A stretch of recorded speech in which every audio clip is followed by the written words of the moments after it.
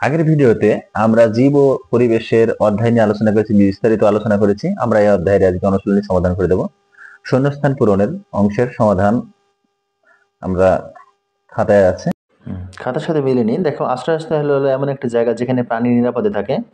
জীব তার প্রয়োজনীয় সকল বস্তু পরিবেশ থেকে পেয়ে থাকে। উদ্ভিদের খাদ্য তৈরিতে সূর্যের আলো, পানি এবং বায়ু প্রয়োজন।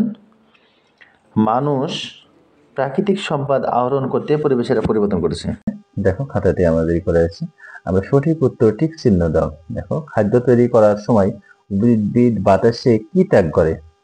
উদ্ভিদ বাতাসে ত্যাগ করে, দেখো, অক্সিজেন ত্যাগ করে। উদ্ভিদ বাতাসে অক্সিজেন ত্যাগ করে এবং প্রাণী বাতাসে কি ত্যাগ করে? কার্বন ডাই অক্সাইড ত্যাগ করে। উদ্ভিদের কথা বলছে, এটা ভালো করে লক্ষ্য করবে। অক্সিজেন। বেঁচে থাকার জন্য প্রয়োজনীয় শক্তি মানুষ কোথা থেকে পায়? মানুষ খাদ্য থেকে পায়। এরপরে আমরা সংক্ষিপ্ত প্রশ্নের উত্তর। সংক্ষিপ্ত প্রশ্ন দেখো তিনটা দেওয়া আছে এবং বড় প্রশ্নগুলোর উত্তর আমরা বিস্তারিত আলোচনায় চলে যাব। সংক্ষিপ্ত উত্তর প্রশ্নে দেখো প্রথমে যেটা দেওয়া আছে, কোন কোন প্রাকৃতিক দুর্যোগ পরিবেশের পরিবর্তন ঘটাতে পারে? প্রাকৃতিক দুর্যোগের ভিতরে আছে দেখো, খরা, বন্যা, ঝড় ও ভূমিকম্পের মতো প্রাকৃতিক দুর্যোগ পরিবেশের পরিবর্তন ঘটাতে পারে। জীবের বেঁচে থাকার জন্য কি কি প্রয়োজন? জীবের বেঁচে থাকার জন্য খাদ্য, আবাসস্থল, আশ্রয়স্থল, পানি এবং বায়ু প্রয়োজন। উদ্ভিদের খাদ্য তৈরিতে কি কি প্রয়োজন? উদ্ভিদের খাদ্য তৈরিতে সূর্যের আলো, পানি এবং বায়ুর কার্বন ডাই অক্সাইড প্রয়োজন। এই তিনটা প্রশ্ন পেলে আমরা এরপরে মানুষ কিভাবে পরিবেশের পরিবর্তন করছে। দেখো, আমরা মানুষ নানা কর্মকাণ্ডের মাধ্যমে পরিবেশের পরিবর্তন করেছে, যেমন প্রয়োজনীয় জ্বালানি এবং গৃহ নির্মাণ সামগ্রীর জন্য অনবরত গাছ কাটার মাধ্যমে, শস্য উৎপাদন, খামার তৈরি এবং বাড়িঘর, রাস্তাঘাট ও কলকারখানা তৈরিতে বনভূমি নষ্ট করার মাধ্যমে, বিভিন্ন ধরনের প্রাকৃতিক সম্পদ আহরণের মাধ্যমে। এটা এখানে আমরা দিয়েছি। এটা তোমরা ছোট ছোট পয়েন্টগুলো বাড়িয়ে একটু পয়েন্ট 5টা করতে পারো। 2 নম্বরে দেখো, একটি ইট সবুজ ঘাসের উপর কয়েকদিন রেখে দিলে চাপা পড়ে ঘাসের কি ঘটবে? কেন ঘটবে? দেখো, একটা ইট যদি আমরা সবুজ ঘাসের উপর রেখে দিই, দেখবা কদিন পরে সে নিচের ঘাসগুলো জানা যায়। আমরা এই সম্পর্কে দেখি, একটি ইট সবুজ ঘাসের উপর কয়েকদিন রেখে দিলে ইটের নিচে চাপা পড়ে ঘাসের রং সাদা হয়ে যাবে। যে কারণে এমনটি ঘটবে, উদ্ভিদের বেঁচে থাকা ও বৃদ্ধির জন্য পানি, সূর্যের আলো, বায়ুর প্রয়োজন। পাতার সবুজ বর্ণের জন্য সূর্যের আলো মূলত দায়ী। ইট চাপা দেওয়া হলে সবুজ ঘাসগুলো সূর্যের আলো পাবে না, ফলে ঘাসগুলো সাদা রং ধারণ করবে।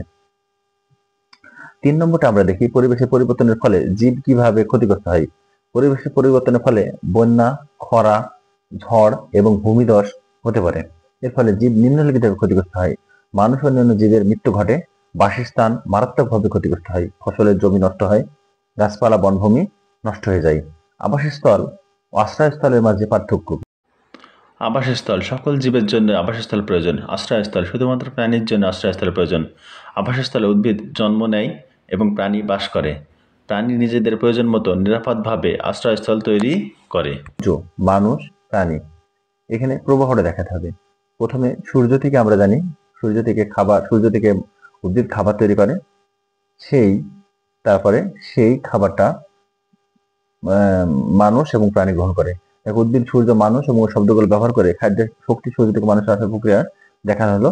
উদ্ভিদ সূর্যের আলোক শক্তিকে ব্যবহার করে খাদ্য তৈরি করে। এর ফলে উদ্ভিদের বিভিন্ন অংশে শক্তি সঞ্চালিত হয়। মানুষ ও অন্যান্য প্রাণী উদ্ভিদের বিভিন্ন অংশ থেকে কাণ্ড, মূল, পাতা, ফল ইত্যাদি খাদ্য হিসেবে গ্রহণ করে।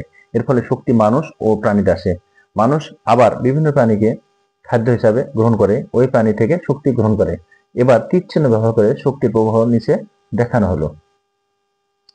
দেখো, এখানে আমরা দেখেছি সূর্য থেকে উদ্ভিদে আসছে, উদ্ভিদ থেকে প্রাণীতে এবং উদ্ভিদ থেকে সরাসরি মানুষও গ্রহণ করছে, আবার প্রাণী থেকে সরাসরি মানুষ গ্রহণ করছে। বিভিন্ন ডিম, দুধ, বিভিন্ন মাংস আমরা যেগুলো পাই সেটা সরাসরি প্রাণী থেকে পাই, এবং সরাসরি উদ্ভিদ আমরা যেটা খাই সেটা উদ্ভিদ থেকে পেয়ে থাকি। ধন্যবাদ সবাইকে আমাদের সাথে থাকার জন্য।